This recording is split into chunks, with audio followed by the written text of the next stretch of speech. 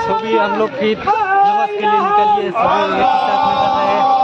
हमारा जो पुलिस प्रशासन है वो सब आगे आगे जा रहे हैं, क्योंकि कोई गाड़ी बीच में नहीं आना चाहिए। गाड़ी पूरा साइड में रखा दिया, देखिए पुलिस पूरा आगे आगे जा रहा है। हम लोग नमाज के लिए निकले हैं, देखिए सभी एक ही साथ जा रहे हैं नमाज के लिए।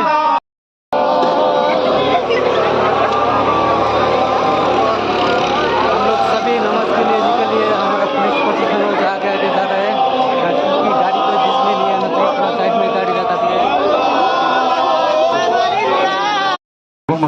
वो लोग पंडाल के अंदर आ जाए, जो बच्चे हैं और नौजवान वो बाहर हो जाए। जो उम्र दराज लोग हैं वो उसको पंडाल के अंदर अल्लाहु अकबर, ला इलाहा इल्लल्लाह, अल्लाहु अकबर, अल्लाह। नमाज के बाद हम लोग यहाँ पर देखिए घूमने के लिए आया है आंसर व्यू पॉइंट पे। इतना खूबसूरत जगह पर हम लोग घूमने के लिए आया है। तो पहाड़, पूरा पहाड़ का ऊपर है।